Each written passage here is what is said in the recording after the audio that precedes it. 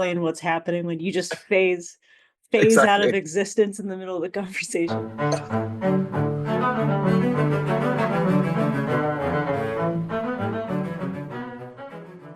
Hi everyone, welcome to OSA Backstage. I'm Danny Meyer, this is Sauce, and on today's episode, Serena and I are talking to Maestro José Luis Gomez. He is our conductor for our upcoming Masterworks featuring Estevez's Afternoon on the Plains, the Tchaikovsky Violin Concerto with Paul Huang, and Sibelius's Symphony No. 1. Symphony fans will remember Jose Luis from his Omaha Symphony debut on a 24-hour notice Bruckner 4. Oh, that was so much fun, and it's been even more fun getting to know him with way more advanced notice this time. Really thrilled to have him back. Conversation was great. He's an incredible violinist. I suggest going to the YouTubes and looking because you'll find some really extraordinary Bach. And his path to becoming a conductor is essentially someone handing a baton and saying, well, what do you think? And it's really cool to discover what happens when you say why not instead of why. There's a bit at the end where we said goodbye and then we actually didn't end up stop talking, so I kept a little bit of that in. It was great to catch up with him, and you'll get a glimpse of that. But in any case, this was a delight. We're so glad you're here. Enjoy. Maestro, thank you so much for doing Uh, this. sure, absolutely. Looking forward. What should we call you? Jose Luis is fine. Great. Well, Jose Luis, will you please introduce yourself? Yes, my name is Jose Luis Gomez. Right now, currently I'm the music director of the Tucson Symphony Orchestra in Arizona, and I will be very soon a guest conductor of the Omaha Symphony Orchestra during the 25-26 season. We are very excited. It's going to be a great program. It's lovely to have you back. Symphony fans will recognize you from your 24-hour notice Bruckner 4 debut. How does it feel to come back to Omaha with more than a day notice? It feels great, but it also felt great to be able to jump in such a short notice with a great program too. So this time, of course, we have built the program together. So this gives an extra level of excitement and also preparation. So I think it's all great. You know, it was sometimes it's great to meet the right people. You know, in the most strange circumstances. So I think that's how I felt. You know, it's like, oh, this is a fantastic orchestra. It's great to have met this orchestra this way. So I look forward to my return. I'm very humbled and glad that we're doing this together. Amazing. Would you say that part of your career is meeting the right people in strange circumstances? Because you were a professional violinist until suddenly you weren't. Yeah, wow, that's a great question. Yeah, probably. I think it's part of my DNA to let life show me what is next, right? Of course, I'm very conscious about what I want and what I look forward, you know, in everything I do. And as you mentioned, you know, I was a violinist. I mean, I want to consider myself still a violinist, although it's a different setup because I'm conducting all the time. Um, but I was a violinist that always look at the orchestra, mm, especially the orchestra, because I played in orchestra for many years, as a very interesting part of my life. And so the switch into conducting, although was a little bit, you know, something that I was not exposed to much before, um, felt natural. So I think the strangest circumstances probably are very natural for me. For what some people would be like a very kind of contrasting, you know, change. For me, it felt like it was a natural transition. So, but I will agree with you. It might be just the way I am. I like to take things as they come, learn from them, and also try to, you know, put all my passion and love and dedication and discipline to the next thing I do. So recognizing when something is an opportunity. Um, do you remember your first orchestra concert? Did you hear violin first or orchestra first? So I do remember my first ever rehearsal actually with Okay. an orchestra, and it was me and my brother and I. We were in the youth orchestra of my city, of my region in Maracaibo, Venezuela, of part of El Sistema, and it was at that time. I remember we had our high school. Well, not high school because I was what 7 years old, so it was still what elementary school, Yeah. and we call it primaria. And I remember we had so the mornings with that, and we had a little, physical education like football. We played football, soccer, and then conservatory the whole afternoon. And the youth orchestra started the rehearsals at 6:30, 7 p.m. So it was a 2-hour rehearsal, and that Tuesday evening, my brother and I were ready to, jump into this incredible first ever rehearsal, and the electricity went off in the rehearsal room. And I will never forget that I mean, my brother and I and all the kids, we were just we waited until the end of rehearsal just to wait for the electricity to come back. He never came back. My Oh. dad picks us up because my dad is a professional flutist, and he was also, the teacher of the woodwinds. And at that time they didn't have rehearsal because it was a full orchestra rehearsal. And he picked us up after the rehearsal and he said, "What's wrong?" And I was crying. My brother, we were like desperate. We were like, why we didn't rehearse? We wanted to rehearse. We were ready for it. I think my dad laughed, like thinking like, okay, it's not gonna be the last rehearsal you're gonna have, so don't worry, he'll rehearse again. And so, My but God. I remember clearly that first, excitement of getting in an orchestra rehearsal. What did your brother play, or what does your brother play? Violin. He's a professional violinist. He's a section violin player of the Tenerife Symphony Orchestra in Spain. Okay, so you're just two little boys holding your violin cases, waiting desperately, but you were just because your dad was a professional flute player and a teacher. Is your brother older than you? He's 11 months older only. So we're almost, you call them Irish twins, I think. Yeah, yeah. Okay, so that means you maybe heard a little bit of violin before you started playing in the house. Is that true, or Oh, did you both start at the same time? we started at the same time. My brother started when he was 5. I started when I was 4. And I'm gonna be very blunt honest because I hated the violin. I thought this was uncomfortable. My brother was like, he was made for it. I was like, I don't want to play this. And I was the younger, so I had more freedom to say what I thought. Being the Mhm. youngest sibling, I said, I don't want to play this. And so they didn't argue with me. They just say, okay, fine. We'll let you think. I said I want to be a pianist. I want to play the cello because it's more comfortable, probably. But they didn't put any other instrument. I just kept doing, my conservatory. We had something at that time called musical kinder. So it was like Yeah. I was doing solfege, and of course, with my dad knowing music, I knew how to solfege already at that age.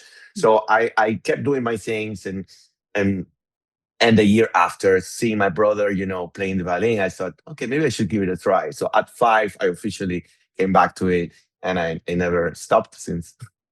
Oh my gosh, at 5 you came back to it, and then at 8, 7 or 8, you cried because your first orchestra rehearsal was canceled because the electricity went out. Yeah, Okay. yeah. And then just a few years later, this is the thing I don't understand. So you were part of El Sistema.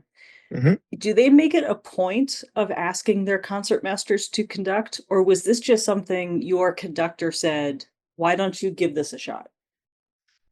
It was actually, I was asked to do it. Okay. And the funny thing is that, so that's 8 years old, first rehearsal. Then we did more rehearsals and we Yeah. started, playing and this and that. And, in El Sistema, would you do auditions, to move into different places? So I wanted to be the concertmaster in my regional orchestra. So at 11, I just went for the audition. I won the audition. And this is no joke. I mean, programs where Shostakovich 5, Scheherazade, Capriccio Español, all of the things, Russian Easter, festival, which I love because it had that solo. So I was like, yeah, I mean, this is it. My feet didn't touch the ground. I remember it was, Mhm, mhm. but in one of the programs, I remember I think we were doing some traditional Venezuelan music or something like that, and the conductor said to me, "It'll be great, because you're playing this." I was playing some solo piece, And he said, so standing up, and then he said, it would be great if you conduct the overture before. And I was like, why? I just, I'm gonna be. I said, nah, no, you should conduct it. And my dad said, yeah, I think that's a great idea. I was mortified.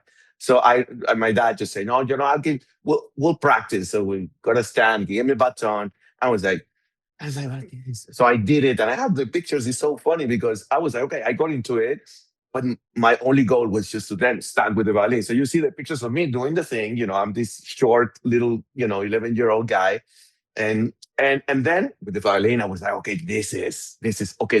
The reason why I'm conducting is because I want to play as a soloist. But I'm Well, I just was still asked. I amazed. was asked. Yeah. I'm still amazed. Okay, we had this so we had Alistair Neil with us last season, and he was saying but he was 16, but it was very similar. It's just the director just looked at him and said, Alistair, would you like to come up and conduct? And I'm wondering if anyone ever explained to you why they asked, or if they just looked at you, your legs not even brushing the floor, sawing away at Shostakovich 5 as an 11-year-old. Like, oh, this one might enjoy waving a baton. Or did they give you any sort of reason? You went, I oh, I guess probably I like the leading part of anything when it mm, came to music, and I like the somehow also I like the responsibility, and yeah. as an anecdotal thing, you are the youth orchestra, but you still need to make decisions. You still are the concertmaster, and I loved it. I loved being asked for bowings. I loved even so my brother was sitting in the section. He will be in the second stand sometimes, and he will give me a hard time, and I will be like, "Sure, I mean that's up." I said, "Yeah, but you sat down." I said, "Well, now it's up." So I love the idea of also feeling the pressure. So I think the conducting was like, okay, yeah, sure. Now, of course, there's many layers of it, and I think I also remember the feeling of hearing the orchestra in front of you, and I also felt the difference between making the sound and being with the sound, being part of the sound making. So that was also a very nice memory that I now even get even more clearer, after so many years. How different is it? Even just those few feet. It's very different because there is something about when you're playing an instrument, because you're a wonderful bass player, you are actually producing the sound together with a section, right? So your instrument sound blends immediately, or should blend immediately, with the people around you, the people behind you, the people in front of you. The conducting, and that's where the technique comes in place, have to be exactly the same, but also embracing that sound and making it work together. So they say sometimes, oh, the conductor is just too ahead, or the conductor is too behind. Those are technical, probably deficiencies, because the music making, the gesture has to be exactly what the music happens.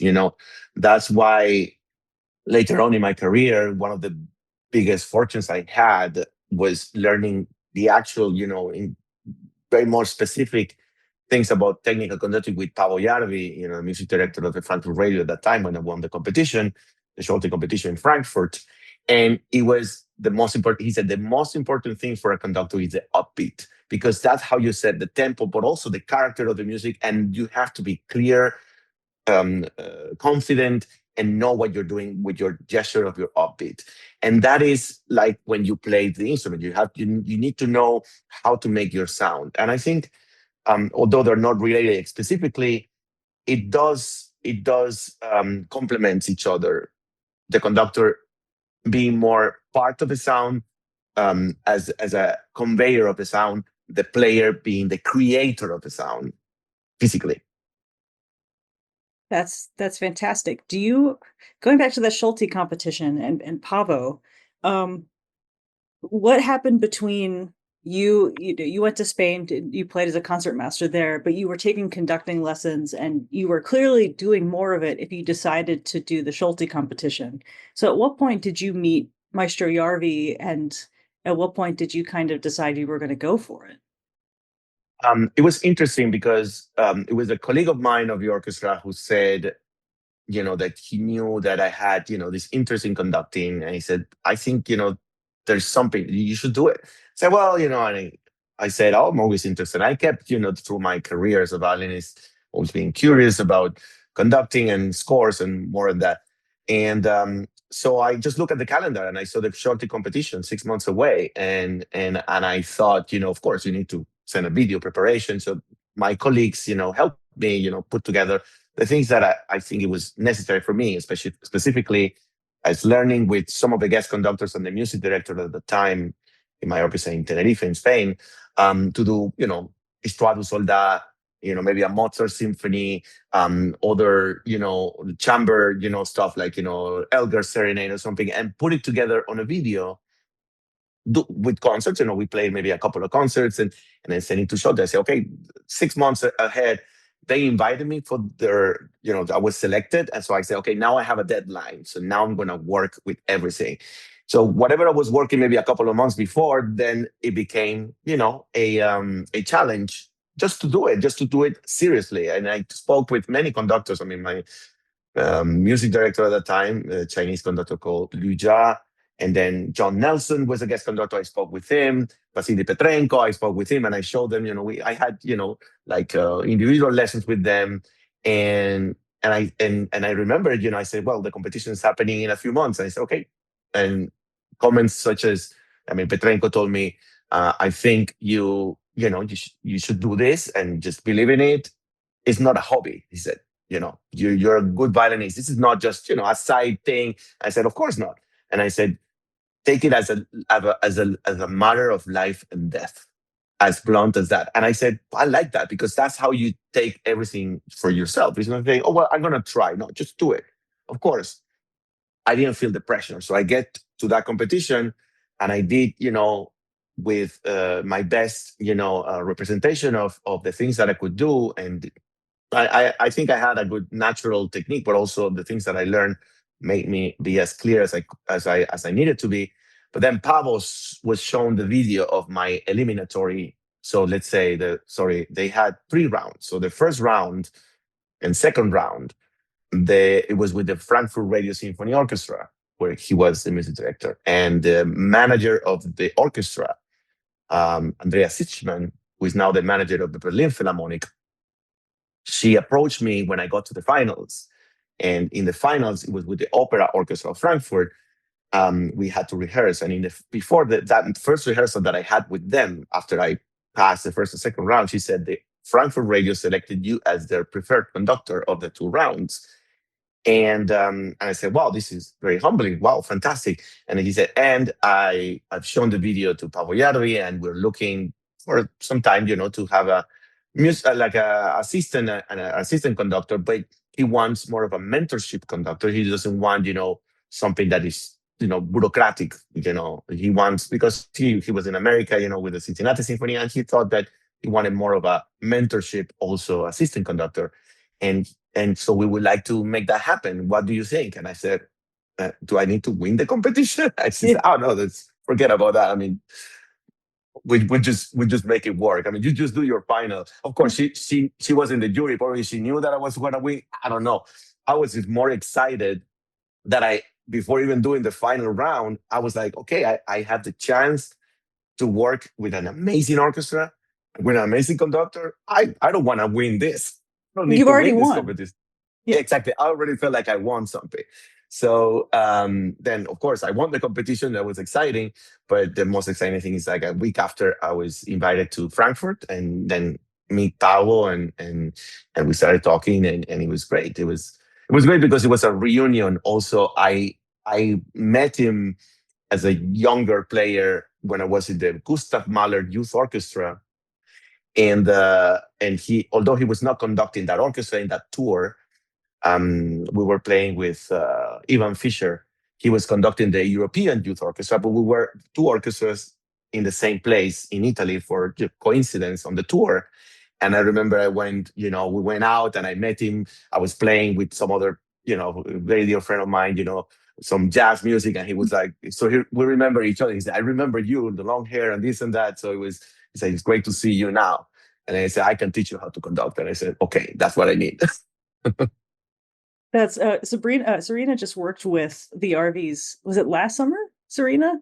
Yes, I was in Pernu for the RV For the festivals. festival. Oh, Yes, fantastic. so I completely understand. It was a whole throughout the entire week, every time, Auftakt, Auftakt, which is upbeat in German, Yeah. just constantly. Everyone, you know, we wouldn't even start. We'd go and the orchestra would be ready to play, and then he said, "Nope, wrong. Try again." Hmm. That's that's them, and I think that's one of the great things because you get the actual information you need. Of course, music making and everything, but there are so many technical things that sometimes you just need the raw words. And Auftrag is one of those raw words that you will never forget because it's always in the back of your mind every time you conduct something. Yeah. So okay, so but when I think of an upbeat, usually the first example that comes to mind is something extremely very vibrant, just very like has lots of raw energy in it, right? But Hmm. let's pivoting for a hot second. The piece are opening this program with in October, the Estevez, is very poignant and very thoughtful and very calm. So how do you convey what are the things that you worked with on the opposite end of the spectrum to convey that in that first upbeat for the orchestra?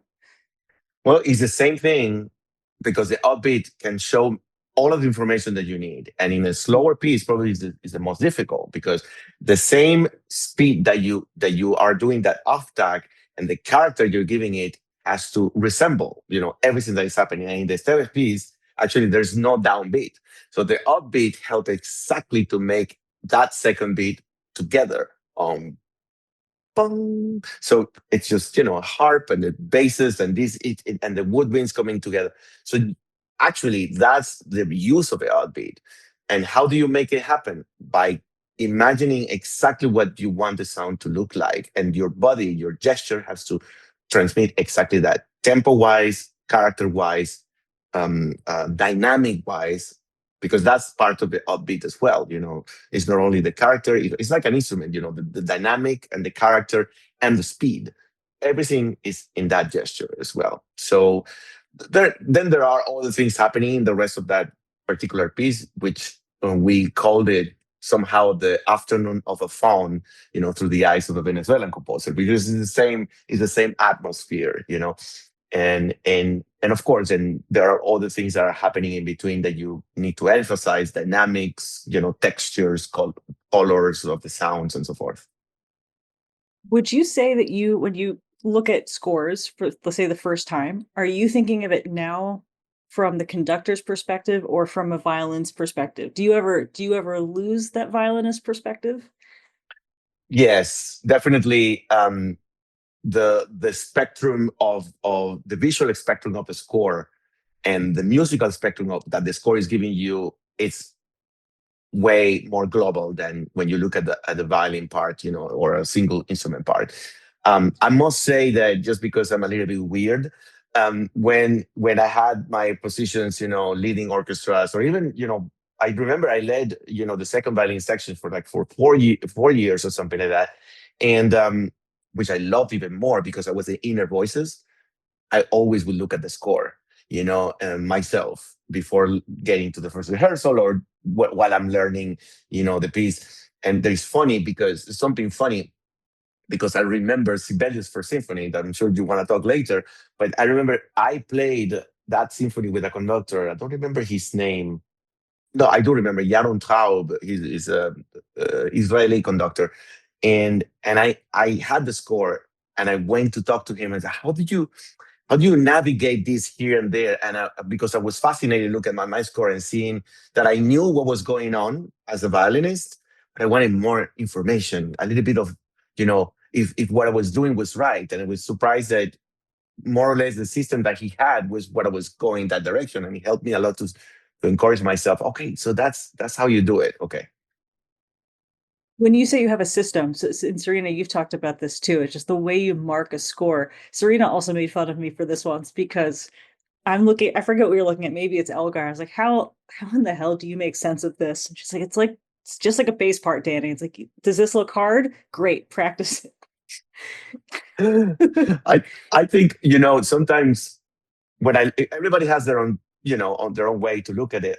Mine, it's, especially when you get a new piece, you look at it as a roadmap first without much emotion into it. Of course, many pieces, and it happened maybe also to Serena, is many pieces maybe you have played before, you know them already, but you take the score and I take all the emotion, all the musical emotion into it, and I just look at it as plain as it is, as a map. Now, I know how everything already is happening musically, but I like to still look at the phrases. I mark my phrases, 4-bar phrases, 8-bar phrases. I have a little bit of a thing with, numbers in even numbers. So when I see uneven numbers, I get more excited with, oh, look at that. So that's 5 and C values, There is not much of, sometimes evenness in certain things. So, but I still mark them, not because I look at them, but there's something while I go through the score that makes me, look at it as a road map. And then you look at your, what instruments are keeping, certain melodies, or what are the inner voices that lead into something else. And after that, every time I go back to it, or when I look at it, then it seems a little bit magical, because it seems like everything comes to life very easy in your head, even without listening to a recording. That's why I like commissions, because I don't like any information other than the score. And when a score is well written, like Sibelius, Mozart, all of these things, when a new score is written so well, you don't need anything. Everything is so clear. The tempo marking can help you to understand. But even the way it's written, if it's written well, it's incredible how, to the eyes of a conductor, then it makes sense. I have a question also about your process. You have such a strong base on solfege as well. Do you find that you use that more often when you're looking at scores? Do you play through other lines on your instrument? I know there's such a variety of how, or on the piano, I don't know your piano skills, people have such different ways, but how do you kind of, have it in your head? I force my brain to imagine every single sound. I I I believe that probably you can reduce things. I mean, of course, you can reduce everything to a piano, and that's wonderful. It's actually a very, it's a skill. Um, but I just listen. I try to listen to every single thing, globally and individually, in my head. Depends on how comfortable you are with perfect pitch. Because of my father, my brother and I, we have perfect pitch, so that's a little bit of a curse. So we just look at the notes and we hear them already. I mean, I know that a C is a C, and a B is a B, and all of that in terms of the harmony and the intonation of it. But it's, at least in my experience, it just happens in my head easier sometimes than even when I listen to a recording, because when I listen, I'm behind. So when I listen to a score, and you know how damaging can be that for a conductor. When I listen to a recording, I'm already, I already know the score. Because, well, in the case of Sibelius, I've done it before, but I just look at it already as it is in my head. And without the recording or without anything, you have to hear the same sounds, but now with your own approach to it. And I think, at least for me, it works, because then when I work in the orchestra, you already are trying to hear those sounds the way they're produced in your head. Now, there is also a danger there, and that's where the conducting complexity comes. It's not only what you want. Sometimes take from the orchestra what they give you, and that's where you have to, empower, the great musical ideas that an orchestra can give you, because that's also part of the job of a conductor. It's conveying your vision, but also, orchestras, and the Omaha Symphony has, a great deal of experience and wonderful musicians. Let them give you something. You're not there to necessarily teach anything, but just to make work. Probably that great idea that you didn't think before, that you're like, oh, look at that, little, retardando with the oboe, that you waited a little bit. That's something wonderful also that we learn as conductors throughout our careers. How often does your roadmap change? Almost never. Only when I conduct opera, because you plan everything and then something else can happen. But something else can happen because, you're dealing with a bigger machine that, that many things are on site. So you have to help everything work. But most of the time, everything should not change. So you should have very clear and confidently, not with arrogance, but with confidence that this is how you want this piece of music to sound like. And any ensemble in front of you, opera or symphonic ensemble, when they see that confidence and that kind of preparation, they'll embrace it and they will jump with you. And your job is just to make them theirs too. So it's like saying, hey, I want this to be the thing that we want to do. And so most of the time I would say it shouldn't change. But So it's more that the roadmap is the framework from which everything individual can happen within. exactly. And I think in a very objective way, without getting into the real thing that we do, which is make music, which we're humans and we're interacting with each other, the roadmap has to stay the same because you have to have clear how the musical arch is going to happen. Now, it can happen differently in certain ways, but if the general view stays the same, it means that you prepared well for that work. How do you rectify that with having a soloist like the Tchaikovsky violin concerto that we're doing with Paul Wong? How do you meet in the middle? Is this the same as like I'm bringing my roadmap? He's obviously going to bring his roadmap, and then when we Sure. meet for the first time, we'll figure it out together. And you have to give the orchestra its roadmap too, because you guys have played that Tchaikovsky concerto millions of Mhm. times. So I think it comes beautifully, especially when it comes to accompanying, the ability of immediately adapt or immediately show a different pathway. And of course, soloist and conductor, they get together just before, and they talk about things, and maybe the soloist express certain things that the soloist would like to do a little bit different from what the last time you did it. As I come also from the opera world, I'm very open to last minute changes even, or spontaneous things.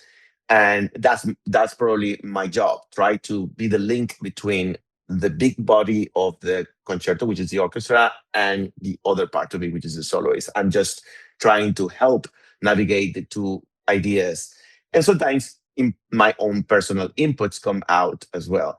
I remember doing this concerto a couple of seasons ago with Hilary Hahn, and she has a very nice approach in certain things that some people they don't do. Like she's very literal in certain stuff, and we talked about it before, and she knew it, I knew it, and it took only being at the right moment, both of us, for the orchestra to get it immediately, and they embraced it. That okay, oh yeah, that makes sense. Although we have done it always different, oh, boom, it's so. I think it's the unspoken communication on stage. Obviously, it's good to speak before.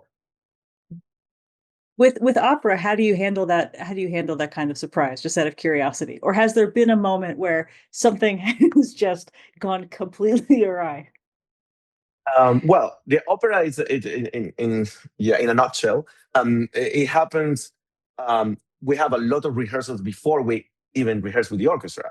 So the singers and the conductor and a pianist with the staging, you mount the stage and you start. Have some musical rehearsals that is called like only to talk about music, but throughout the staging process, you repeat the music, and the singers get used to the way we decided to do these things. So by the time you get to the orchestra, all of that is translated now to, not a piano companies, but an orchestra. And your job is to make that same thing to reflect with the orchestra, because the piano is a different, body than a big orchestra. How do you navigate the things that happen? Well, you have to be incredibly attentive and supportive. And when I say attentive, it's because you need to know that probably in a performance, there are so many things that can happen staging wise that can affect the singer. Something that, it didn't reach certain point in the stage that the singer needed to reach, or even something happened with a clothing, whatever, something that a costume thing that can affect the concentration of the singer. So you have to be attentive to all of those things. And then also you have to be able to support. So if the singer or maybe is feeling a little bit something and the air is just not the fiato is not the same. So just if we agree to do this slow and because the fiato when it's nice, he or she can hold it. Maybe this time you feel already that it's not happening. So you rush it a little bit, you help, you support. So it's a little bit of intuition, it's a little bit of that's where the technique comes in hand, because you need to move things fast, maybe, or slow things because something is different. So you have to have the reaction of the orchestra in your hand very quickly. So the answer is it's just attentive and supportive at the same time.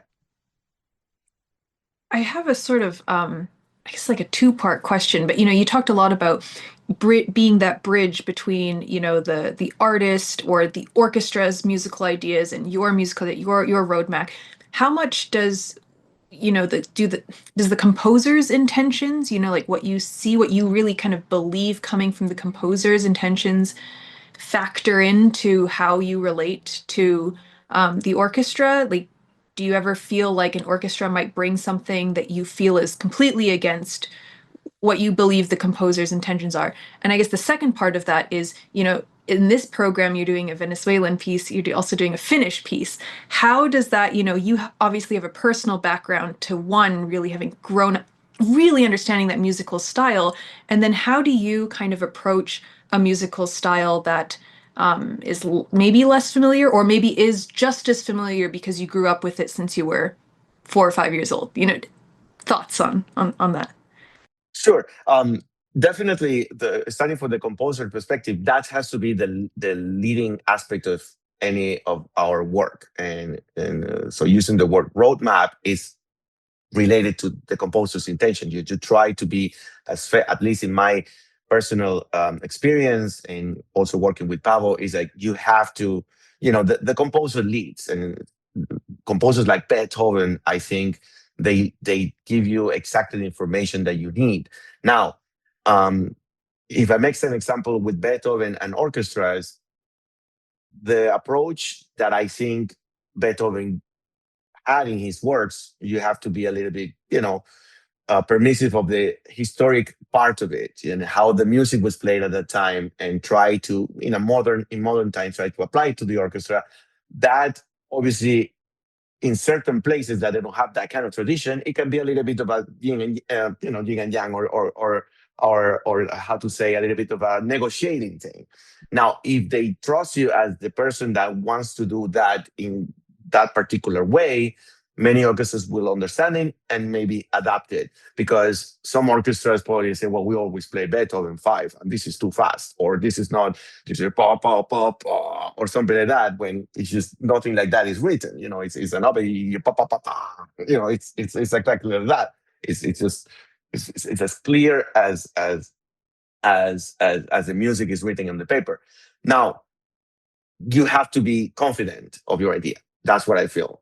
In that case, I respect, but also I want us to, try something different. So you have to be confident of that thing. Now, I'm Latin American. I was born in Venezuela, but I grew up with music mostly also European too.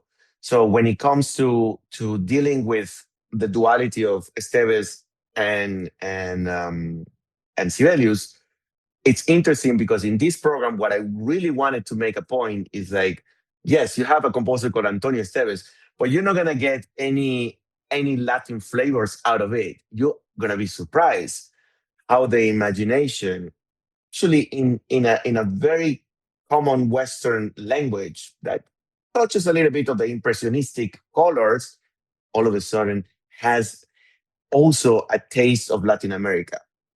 And I tell you what is the only thing, at least for me, that in that piece makes the moment to people who think like, oh wow, what is that? The whole piece, the whole beginning, you're like, oh, this sounds exactly as, a Debussy or a Dutilleux. There is something, impressionistic about it.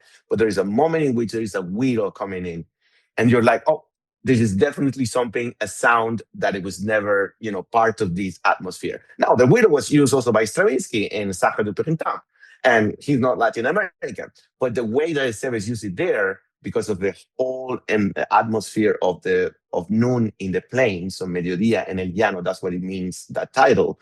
And the plain in Venezuela is a very, unique, nature situation, because it's just, it's these incredible long horizons, and you hear a lot of sounds, especially in different parts of the day. It's just the animals, it's just the air, it's many things that are happening. And I think he describes them in this impressionistic way. And then he adds that widow as a very unique element of that part of the world. Now, Sibelius doesn't have that, but Sibelius is all about folklorism.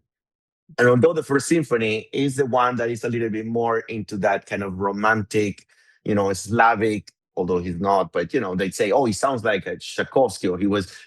I It's don't Brahms agree. five. Exactly. But still there are something when it comes to the character of Finnish folk music that comes alive with Sibelius. Maybe is not only that rhapsodic first theme, but maybe is the fast tempo, yum pum pum pada bum pum. There's something there that it sounds dance like with a character from that part of the world. So that's why I like these two composers trying to be as Western as they can, but they are still their own. And I thought that was a little bit of a play game, for the audience. It's great, and it's a beautiful piece of music. And I keep like one of your things, it seems to be commissions. You mentioned that earlier. You really like commissioning new works and then also introducing audiences to music from South America. And I keep thinking it's just an exposure thing. We know what we grew up with. And so when we see names that we're not familiar with, like our first inclination is like, I don't know about that. But the reality is it probably does not sound very different at all to what we're used to. It's just the name that's unfamiliar. What's been your experience in introducing new composers to people, whether it's hundreds of years old or was written yesterday? I like shock therapy somehow, but in a gentle way, meaning you create the trust, Mhm. but also you present things with honesty and with sincerity, but without sugarcoating it. Oh well, we're gonna play this because please. No, just listen to it. It's great, and even if you don't like it, say it. Just because that's part of the experience. It's good for people to have the ability to listen to music without any prejudice. And prejudice sometimes they say, well, should I say that I didn't like it? Well, yes. And should I say that I didn't like, this piece by Mozart? Okay, it's fine. Now you need to think more why you didn't like it. Was it the interpretation? Was it just because you don't like that word? Or there's so many layers of it. And was it because you haven't listened to it enough? Maybe that's also because we have learned, us as musicians, that sometimes the first approaches are great and you're like, wow, I love it. But you play it again, oh, I love it less. But then you play it again, oh yeah, now I think I understand it. Or sometimes you say, oh, I hate it, and you play it and play it and like, well, I think probably I didn't listen to it enough. So I think it's important to be honest what you present. And with new music, it's important to do it with respect. And that includes also rehearsing it with time, give the composer the chance also to express any changes that they need. And also you need to show the trust to the composer. So I think when we take commissions, it has to be with the confidence and also bringing that confidence to composer, not saying, well, we commissioned this and you're like, oh, well, this piece is not good anyway. So why are you doing it? So you have to own it, and you have to help the composer also be part of that ownership and present. Once that happens, I think it's a combination for success. What makes you gravitate towards a composer, specifically like a contemporary one? Mm, Well, what makes me is honestly is how the score looks like. For me, I remember when we did this piece by Raven Chacon recently. It was a great commission. It's a very atmospheric piece. So Raven is a Native American composer, Pulitzer Prize winner, and MacArthur, grant He winner as he well. did a residency here. He did a Oh, residency here in Omaha at the Bemis. Yeah, he's amazing. wonderful. Well, he's amazing. I mean, when I talked to him even before he was doing the composition that we were part of with the Dallas Symphony and the ACO, I was amazed about his thought process. He doesn't speak that much. He's low speaking, but there was something about it that I was like, interesting. This is a man of very few words. And when the word he presented, which was called in Inscription, it was really unique that he's using very little, musical information, meaning that it felt static, but is that what we are trying to do? And when he was just listening to it, and he was like, well, yeah, maybe here a little bit slower or this faster. No, I think I like this. And then there was this tile, thing that he wanted to change, from the first idea. I like hearing the composer experiment with whatever they are. And in his case, it was so obvious also in his personality. So I bring, I love being a channel for the composer in some ways, and trying to help, envision those ideas to an orchestra or to an ensemble of any kind. And I think this is an incredible responsibility. I feel even more joy when that happens, because you know that you're trying to give life to something that I arrived at the end of it, and it's very touching for me. And we also know that pieces like Beethoven 5 are going to live well beyond us. And here's something that you can't guarantee. You can't guarantee more than what you're doing currently on that stage at that time. So you have to make the most of it. That's Yep. tremendous. So you don't really have a style or a genre of composer. It's more just one-on-one working with individual people and seeing how they think and how they put music to paper. Yes, I would say it's a one-on-one. I don't seclude myself or reclude myself from any opportunities of seeing different styles when it comes to, I have accompanied works that are very Latin driven by Roberto Sierra or Arturo Marquez, but I also have worked into things that are incredibly abstract and incredibly on the other spectrum of what you would think, music can be. I would say yes. I'll take it one by one, and I even, you know as an example, is a great exercise with what I do in my current orchestra in Tucson with the Young Composers Project that we have. That even when a 11-year-old kid comes with an idea that it sounds very simple, but it's beautiful to make it sound like, and then you have another 8-year-old kid that comes with the most abstract, whatever, and you're like, wow. I mean, it's great. So Well, you were once that 8-year-old, and you were once that 11-year-old, and someone put you as concertmaster for Shostakovich 5. So clearly, giving the oh youth yeah. an opportunity is right there. Um, you travel. So right now you're in Puerto Rico, and you travel so extensively. I looked through your calendar, and between the United States, Canada, Spain, South America, Europe, New Zealand, you're everywhere. How do you handle a culture difference, or you've been doing this for so long? Is it just natural to kind of step off the plane into the hall and go? Great question. There's no method. You just do it. It doesn't get easier with age, that's for sure. It doesn't get easier with anything about traveling, like saying, oh well, you travel more comfortable, less comfortable. It doesn't matter. The only thing that I would say, if you just mentalize yourself that you're going from point A to point B, just think about arriving to point B, and that's it. And what happens in between, just deal with it, and with calm, and it's fine. It'll be okay. It's like when I was coming here to Puerto Rico, that I had a travel change with my flight. I did opening night in Tucson, and then the second performance on Sunday. I needed to travel on Monday. My flights were so delayed, and so finally the best solution was to change the route. Completely, like change airlines, everything. I said, okay, fine, okay, I'm gonna get on a plane to Atlanta that is leaving in 5 minutes from now. Can you make that change? It's like, okay, boom, jump in the plane, stop in Atlanta. Oh, the flight to Puerto Rico is also delayed. I say, okay, fine. I'm gonna get there at 11. I got earlier than my initial plan. It was like 11 p.m. I said, okay, rehearsal is at 9. No problem. Just deal with it. Deal with it. Get there. And Nielsen's Second Symphony was the first thing in the morning. So I was like, yeah, that's what matters. That's the caffeine. That's your Yeah. shot. That's your shot in the morning of Nielsen 2 waiting for you. Oh my God. Do you have a plane routine? Yes, I do. It's called sleeping as much as you can. It's just disconnecting the brain, boom, and sometimes includes a little bit of drooling, which is not the most elegant thing to say, but hey, that's when life is great, simply because you're completely relaxed. I love sleeping in planes. This is an incredible, beautiful sport that I like to practice as much as possible. Amazing. I just have one more question for you. So Serena, do you have any okay, we ask everybody this.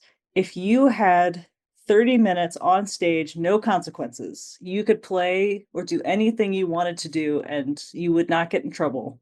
What are you trying? 30 minutes? Yeah, That's a lot of time. you could do some significant damage to an instrument in 30 Okay, minutes. the piece that I would love to do, it's Adams or 30. That would be the greatest thing. Trying to sit still or stand still and making everybody stand still. That's how I will use my 30 minutes. You still have a lot of minutes left, but that would be worth it. You could do the extended version. So you're still on the podium. You're just doing John Cage's 4 minutes and 33 seconds. That's what I you're don't doing. know. I don't know if that's We've something we had want to see. we've had laptop, we've had multiple cellos, we've had bassoon, and now we have 4 minutes and 33 seconds of Of nothing. Of I'll take nothing, it. or a lot. This is the thing, that when you take everything, that's the whole, right? You're thinking that no, it's incredibly powerful. Right? I just love that concept. It's great. I can't argue with it. Thank you so much. This has been wonderful. We're looking forward to working with you so much later this month. Thank you. Thank you, Dani. Thank you, Serena, and I can wait. I can wait. Looking forward. Thank you. Thank you, Jose Luis. Talk soon. Talk soon. Bye. 4 minutes and 33 seconds. Everyone has an answer where it's like, I just Ah, never. listen, that's great because you just put me on the spot. I was just thinking. It took me 1 second to think. Yeah, I mean, yeah. What is a big thing? Is a big thing. Is it the biggest thing that I ever, or is that something like, no, maybe it's just nothing. What if it's nothing? And it just, my thought process of that happened in like 3 seconds. I went from big to, Yes, we actually had intermission this past weekend. We had not intermission. Between the overture and the concerto, we had to move the piano out, and it was the quietest hall both nights because we didn't have anybody speaking. It was just watching the piano move, and it's like that's the same kind of exercise where you're just spending 10 minutes pretending that you're not daydreaming or like trying to be on point and holding, like, should I hold position, should I not hold position, like, don't relax, don't look relaxed, don't talk to somebody, and the audience doesn't know what to do either because if they make noise you can hear it everywhere in the hall, and it's true. yeah. Wow. Yep. So forcing them to do it on purpose would be really something. Yeah, that's an experience. I think it's genius. I think when it happens to that, I don't know if it has happened to you in the orchestra, but it's like, so you have the break master or whatever that is coming, to announce, the rehearsal is going to start. But if I normally just wait until the very end to come on stage, but sometimes I come a little bit earlier, so I just stand behind the podium or something. So I put my arms on top of a rail or something. And if it's maybe the last 40 seconds, maybe some people, they're still playing, but then somebody stops playing and everybody stops playing, and then awkward silence, and the guy is just waiting on the watch for the, and I'm like, okay, Yep. you can still play a little bit. Yep. It's fine. But everybody just stops and waits. It's great. It makes you feel fantastic. We, even for concerts that happens, the audience is just like, oh, is this the time? And the audience goes completely silent. And Susanna and I, our concertmaster, usually make eye contact, and we both just kind of and start playing something something else, just like, no, not yet. Not yet, not yet.